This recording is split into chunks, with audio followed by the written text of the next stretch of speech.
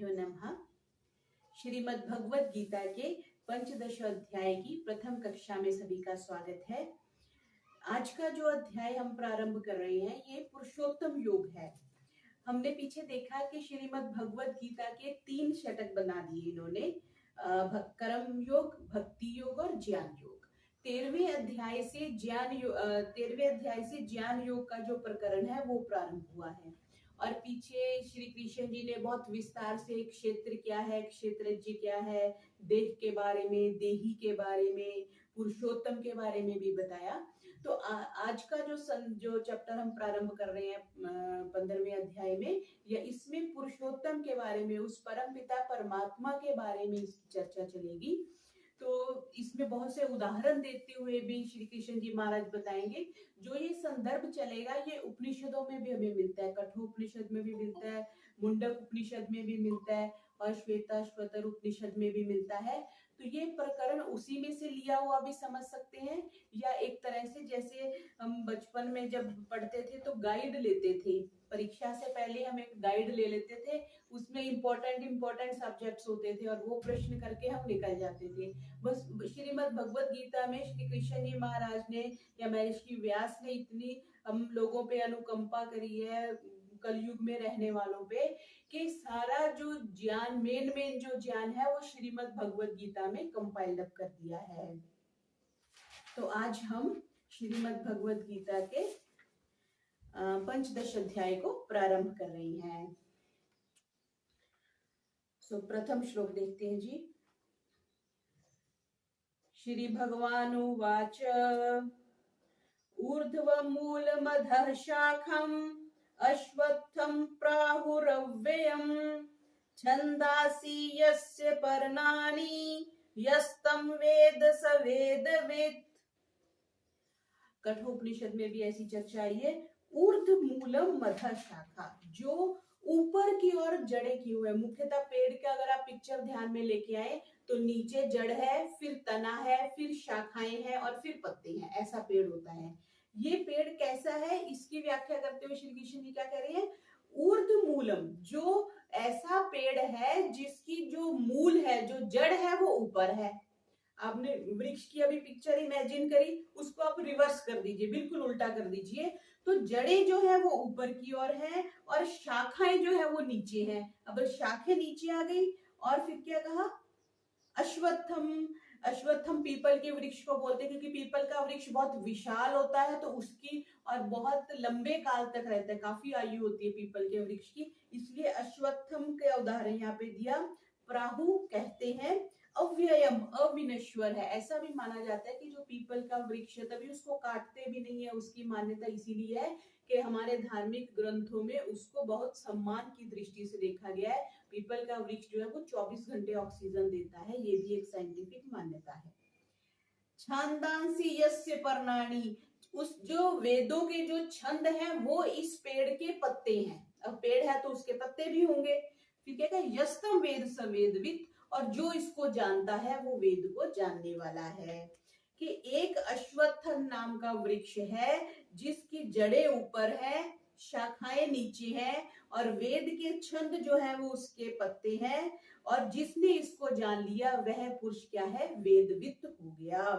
तो मुख्यतः यहाँ पे ये चीज बताने का प्रयास कर रहे हैं कि एक ऐसा स्ट्रक्चर है, एक ऐसा इसको ब्रह्मांड तो नहीं कह सकते, कंपाइल्ड अप कर दो या इसको कह दो कि कॉम्प्रिहेंसिव एक ऐसी स्ट्रक्चर है जिसको इसने जान लिया वो वेदवित् हो गया, मीन्स जानने वाला हो गया। अश्वत्थम शब्द के 2 अर्थ होते हैं, अश्व और थम। अ मीन्स निषेधात्मक में आ जाता है ना, व्यय अव्यय, तो अ मीन्स, श्व मीन्स कल, जो कल भी नहीं रहने वाला, जो अस्थिर है, इस संसार की, इस प्रकृति की, इस अश्वत्थन नाम वृक्ष के साथ उपमा दी गई है। तो यहाँ पे ये कहना ये चाह रहे हैं कि पीपल का वृक्ष है और उसको अश्वत्था सर्व वृक्षा नाम पीछे आया था 10वें अध्याय में, श्री कृष्ण जी ने कहा था जब कह रहे थे कि मैं वेदों में साम हूँ, उसमें ये शब्द आया था। तो पीपल, आंवला और तुलसी तीनों हमारे लिए ये माननीय कहे गए हैं। तो संसार को भी ऐसा ही वृक्ष कहा गया जिसको अव्यय कहा जाता है। एक दृष्टि से तो ये क्षण भंगुर है, अश्वत्थ हो गया ना, कल रहेगा कि नहीं रहेगा। हम कहते हैं जी अच्छा, थोड़ी देर में न्यूज आ जाती है कि वो तो चल बसे। हम कहते हैं अरे दोपहर को तो हम भोजन इकट्ठे किया था, हमारी बात हुई थी, लेकिन चल बसने का कोई पहले अलार्म थोड़ी ना आएगा, कोई डाकिया चिट्ठी लेके थोड़ी ना आएगा, बस चल बसे तो चल बसे। तो इस तरह से क्षण भंगुर जो अनित्य संसार है उसका ना आदि है ना अंत है, और प्रवाह से निरंतर है, बनता है बिगड़ता है, बनता है बिगड़ता है, ऐसे चलता जा रहा है। ऐसा जो संसार है उसके बारे में इसकी व्याख्या कर रहे हैं। ये 2-3 श्लोक इकट्ठे हो जाएंगे, फिर इसको हम और विस्तार से देखेंगे।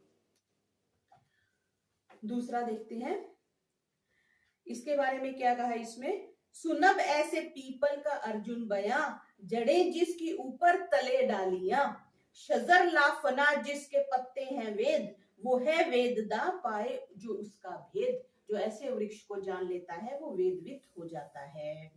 अब इस संसार रूपी वृक्ष का एक दिग्दर्शन करवा दिया महाराज जी ने। अब कह रहे हैं कि इसके अवयवों सहित इसका वर्णन कर रहे हैं कि ये वृक्ष कैसा है। तो दूसरे श्लोक में क्या कह रहे हैं, अधश्चोर्ध्वं प्रसृतास्तस्य शाखा गुण प्रविद्धा विश्य प्रवालः, अधश्च मूलान्यं संततानि कर्मानुबंधीनि मनुष्य लोके। अधश्च ऊर्ध्वं, दोनों चीजें बता दी, अध भी बता दिया, अध हो गया नीचे, और च से हम मध्य ले लेंगे, और ऊर्ध्वम कह दिया नीचे, मध्य और ऊपर, तीनों जगह पर प्रसृता जिसकी फैली हुई है क्या, शाखाएं, जिसकी शाखाएं ऊपर नीचे और मध्य सब जगह फैली हुई हैं।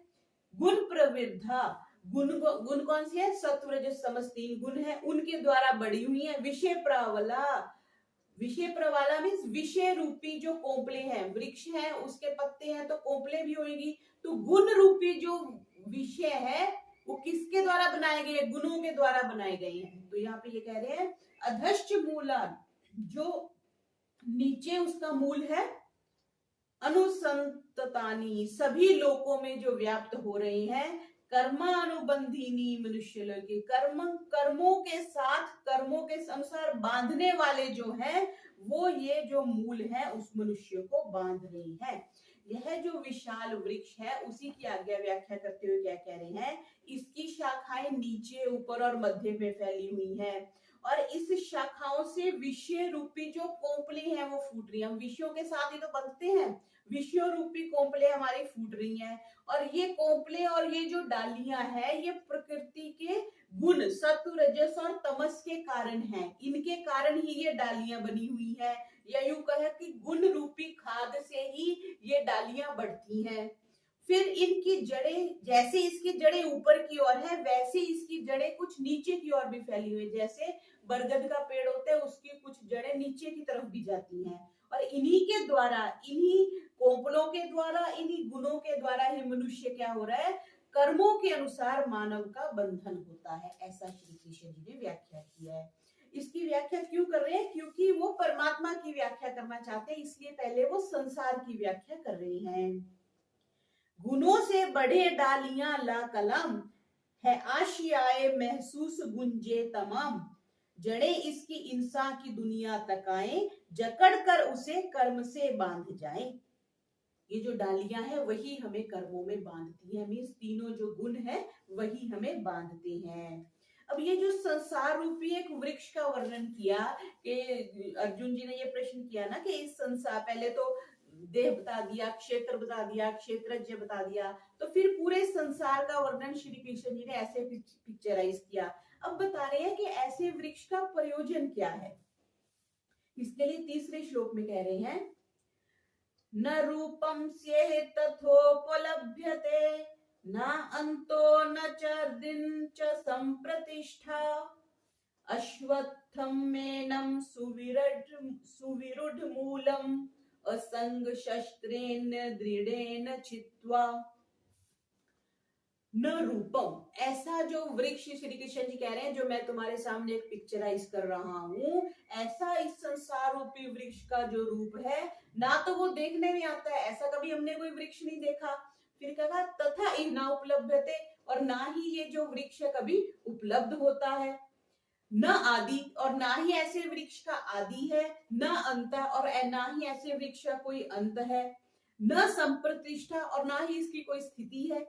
च एनम सुविरुद्ध मूलम और दृढ़ मूलों वाला जो संसार रूपी जो वृक्ष है, अश्वत्थम रूपी जो वृक्ष है, दृढ़ेन असंग शस्त्रेण, इसको असंगता आसक्ति रूपी शस्त्र द्वारा ही छित्वा काटा जा सकता है। इसका संदर्भ अगले श्लोक के साथ आएगा। क्या कह दिया, पहले तो एक वृक्ष को पिक्चराइज कर दिया, उसकी शाखाएं हैं, वो गुण हैं जिसके कारण से हम संसार से बंधे हुए हैं या कर्मों के साथ बंध रहे हैं।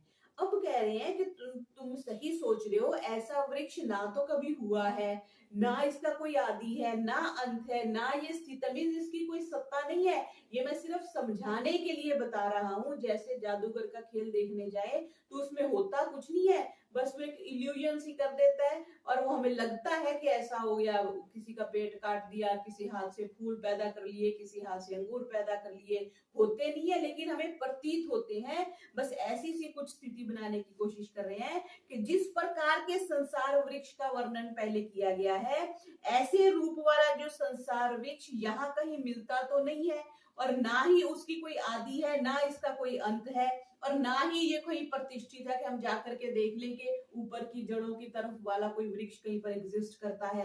तो फिर भी क्या कह रहे हैं कि ये अश्वत्थ रूपी जो वृक्ष है, इसकी जड़ें जो है वो गहराई तक पहुंची हुई हैं, और इसको कैसे अनासक्ति असंग वैराग्य की दृढ़ तलवार से ही इसको काटा जा सकता है, या काट कर, ऐसा छितवा कहा ना, तो इसके साथ इन कॉन्टिन्यूशन में अगला आएगा।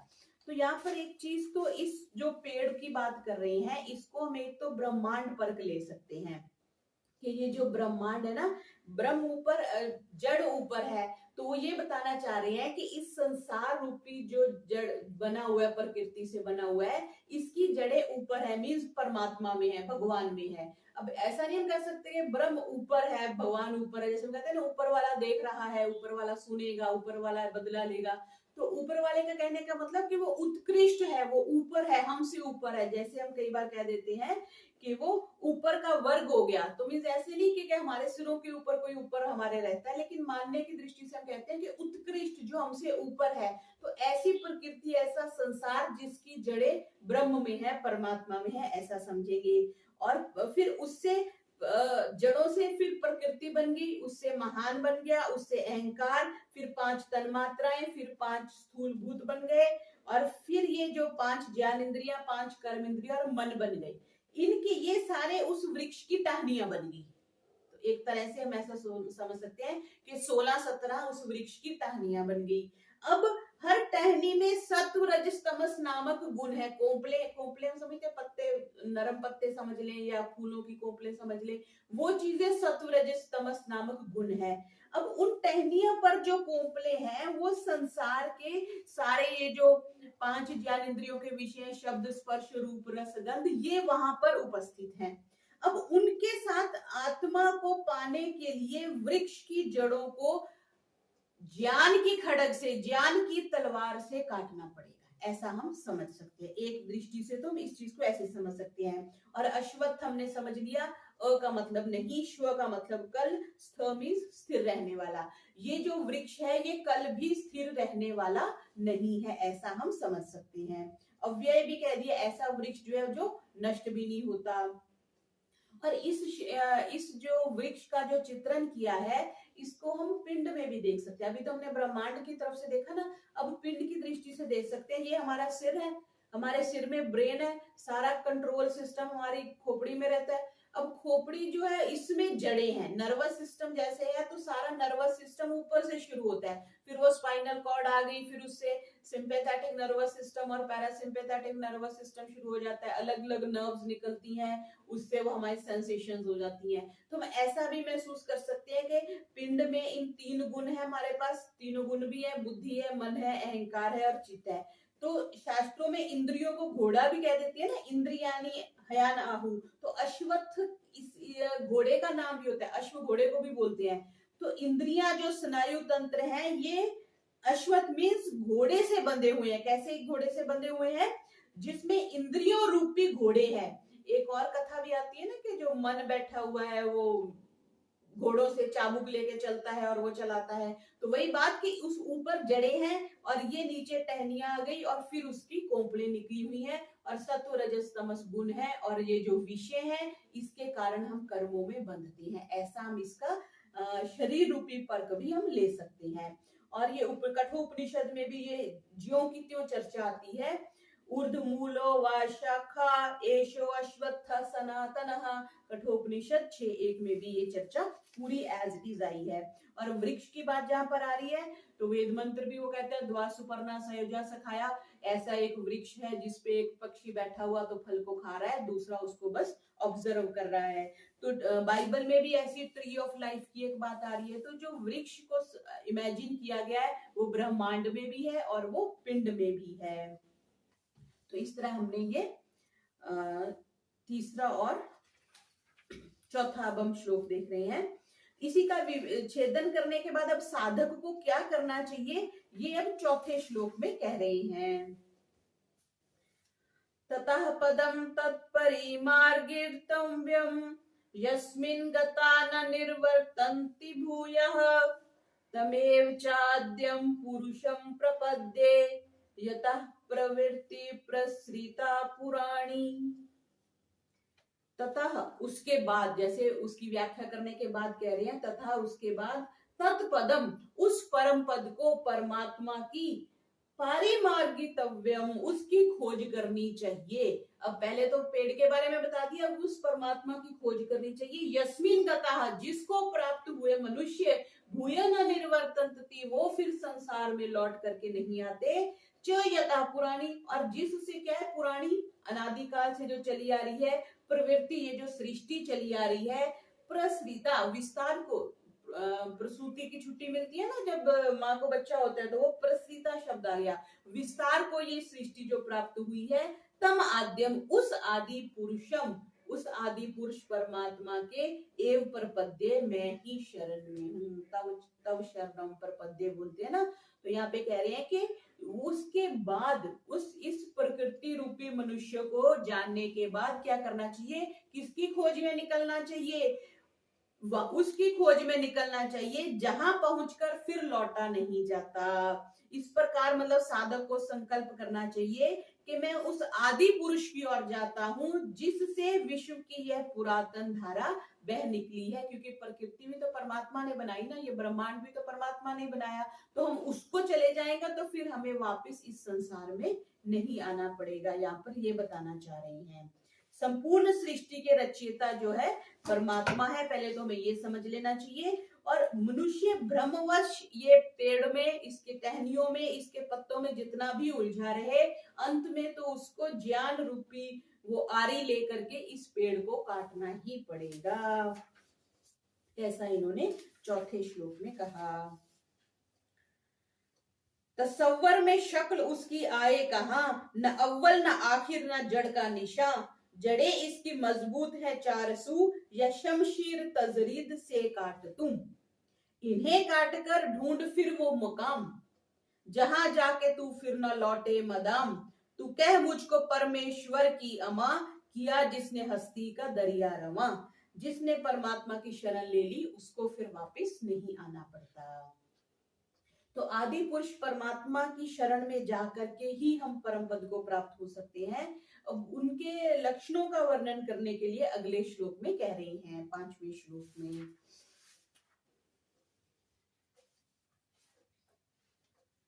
निर्माण मोहाजित संग दोषा, अध्यात्म नित्या विनिवृत्त कामः, द्वंद्वैर विमुक्ता सुख दुख संजैर, गच्छन्त्य मूढ़ा पदम अव्ययम तत्।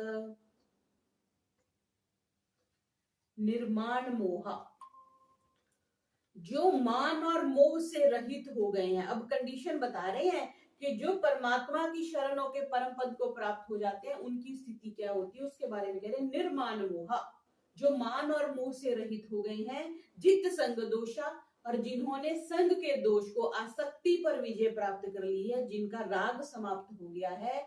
अध्यात्म नित्य, और जो नित्य निरंतर परमात्मा में लगे हुए हैं। विनिवृत्त कामा, और जो संपूर्ण कामनाओं से रहित हो गए हैं। एक ये कंडीशन बता दी। सुख दुख संजय, जो सुख दुख नाम वाले द्वंद्वे विमुक्ता, इन द्वंद्वों से विमुक्त हो गए, ना उनको सुख का आभास होता है ना दुख का आभास होता है।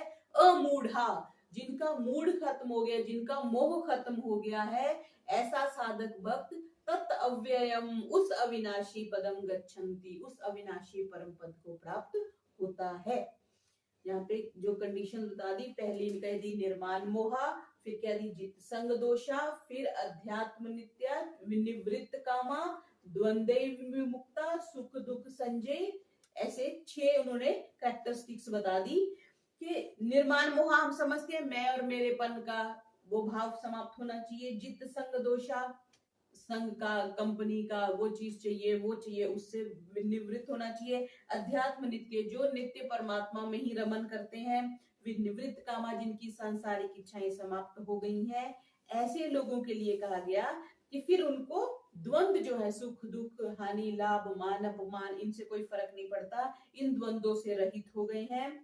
और सुख दुख संजय गच्छन्ते मूढ़ा, वो फिर चले जाते हैं पद अव्ययम तत्, उस परम पद को वो प्राप्त होते हैं। ये कंडीशंस बता दी कि अगर तुम परम पद को प्राप्त होना चाहते हो तो ये कैरेक्टरिस्टिक्स है, ये तुम्हें प्राप्त करनी पड़ेंगी। फरेबो तकब्बर से पाकर निजात, फरेब हो गया ना धोखा, फरेबो तकब्बर से पाकर निजात, हवस छोड़कर जो रहे महवेजात, तल्लुक न सुख दुख के इज़दाद हो, मकामे अबद पाके दिल शाद हो। जो क्या करते हैं, परम धाम को प्राप्त करके वो परम शांति को प्राप्त करते हैं। ऐसी कंडीशंस श्री कृष्ण जी ने 5वें श्लोक में कही। अब अविनाशी पद को जो भक्त लोग प्राप्त होते हैं, जो साधक प्राप्त होते हैं, वो अविनाशी पद कैसा है उसके बारे में भगवान अगले श्लोक में चर्चा कर रहे हैं। न तद्भास्यते सूर्यो न शशांको न पावकः, यद्गत्वा न निर्वर्तन्ते तद्धाम परमं मम। न तद्भास्यते, तत् उस परम पद को सूर्य का प्रकाश जो है वो भी नहीं, शशांक चंद्र का प्रकाश भी नहीं, पावका अग्नि भी प्रकाशित नहीं कर सकती। मीन्स वहां पे परम पद का, उस परमात्मा का इतना प्रकाश है कि ये भौतिक सूर्य का प्रकाश, भौतिक चांद का प्रकाश और ये जो अग्नि का प्रकाश है उसकी वहां कोई आवश्यकता नहीं है। मीन्स उसको प्रकाशित नहीं कर सकते। यत गत्वा, जिसको प्राप्त होकर के न निर्वर्तन्ते, लौट के नहीं आते, तत् मम परमम धाम, वही मेरा परम धाम है, ऐसा कह रहे हैं। जो लोग, जैसे पहले कंडीशंस बता दी, अव्यय मेरा परम धाम के लिए भी उन्होंने ये शब्द प्रयोग किया, परम धाम जिसका कोई अव्यय नहीं होता। परम धाम से वापस नहीं आना। आप किसी से उधारी ले लो तो आपको वापस तो करनी पड़ेगी ना, 4 साल बाद 5 साल बाद कभी ना कभी तो वापस देनी पड़ेगी। तो लेकिन अगर कोई कह दे कि ये मैं आपको देता हूँ और बस आपको ही देता हूँ, वापस नहीं लेने, तो हमें कितना अच्छा लगता है, हाँ इसको वापस नहीं करना पड़ेगा। किसी से कोई भी चीज हम मांग के लाएं तो एक दुख लगी रहती है, इसको वापस देना है, इसको वापस देना है, इसको संभाल के रखना है, ये टूट ना जाए, ये फूट ना जाए, तो एक चिंता सी लगी रहती है ना। और अगर कोई कह दे कि ये तो आपको गिफ्ट है जी, बस आप रखिए, महाराज जी आपके लिए है, तो हमें कितना अच्छा लगता है। तो ऐसा वो कह रहे हैं कि तद धाम परमम, वो मेरा परम धाम है और उससे तुम्हें वापस लौट के नहीं आना। जैसे किसी के सुंदर से बंगले में जाए, वो कहे महाराज भोजन करिए, जल पिलाए, भोजन कराए, 500,000 दक्षिणा दे और उसके बाद बोले महाराज जी नमस्ते, अब आप जाइए। लेकिन अब महाराज जी वहां गए हुए इस दृष्टि से, और वो व्यक्ति ये कहे, जैसे मैं अभी पीछे किसी एक आश्रम में गई तो वहां पे कोई वानप्रस्थी थे, उन्होंने महात्मा प्रभु आश्रय जी को अपने घर बुलाया, यज्ञ करवाया, और उसके बाद उन्होंने यज्ञ के बाद कहा महाराज जी ये जो सारा खेत है ना ये आपका है। तो महात्मा प्रभु आश्रय जी ने कहा कि मैंने खेत क्या करना है, मेरे पास तो एक छोटी कुटिया है, तो नहीं जी ये खेत आपका है। तो वही बात कि जब परमात्मा के धाम में हम चले गए तो परमात्मा ये नहीं कहेगा कि हाँ जी आपने भोजन कर लिया, जल किया, ये लो दक्षिणा का लिफाफा पकड़ो और नमस्ते, तो हमेशा के लिए मतलब हम वहां हो जाएंगे। कितनी सुंदर बात है। तो कह रहे हैं कि वहां पहुंचकर लौट करके नहीं आना, वो धाम आपका ही हो गया, हमारा ही हो गया। वहां पर ब्रह्म के कारण वहां पे इतना प्रकाश है कि ना तो वहां सूर्य को प्रकाश देना पड़ता है, ना चांद को प्रकाश देना पड़ता है, ना अग्नि को प्रकाश देना पड़ता है। क्यों? क्योंकि ये तो स्वयं उसकी ज्योति से प्रकाशित है।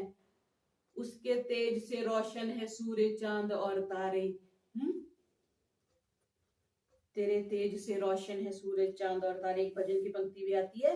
तो परमात्मा के तेज से ये सारे हैं, इसलिए यहाँ पे ये भी स्पष्ट कर दिया कि परमात्मा जो है वो भौतिक प्रकाश से परे है। इसलिए कुछ लोग जो कहते हैं ना हमें यहाँ पे ज्योति दिख गई, हमें परमात्मा के दर्शन हो गए, तो ऐसी भी एक बात कही जाती है कि परमात्मा को ये प्रकाश से युक्त नहीं है जिस प्रकाश की अनुभूति हमें साधना के समय होती है। न तद्भासते, छठा, जले मेहरो माह की ना मिसल वहां, न हो उस जगह आग शोला फिशा, मकामे मुअल्ला मेरा है वही, पहुंच कर जहां से ना लौटे कोई। वहां पर जाकर के वापिस नहीं आना पड़ता। अब ये जो पिछले श्लोक हुए इसमें प्रकृति का परमेश्वर से संबंध बता दिया। अब आगे 7वें से लेकर के 11वें श्लोकों में जीव के रूप का और जीव के परस्पर संबंध को स्पष्ट करते हुए महाराज जी आगे श्री कृष्ण जी महाराज हमें 7वें श्लोक से प्रारंभ कर रहे हैं। इसको हम अगली कक्षा में देखेंगे। ओम शांति शांति शांति। सर्वेभ्यो नमः।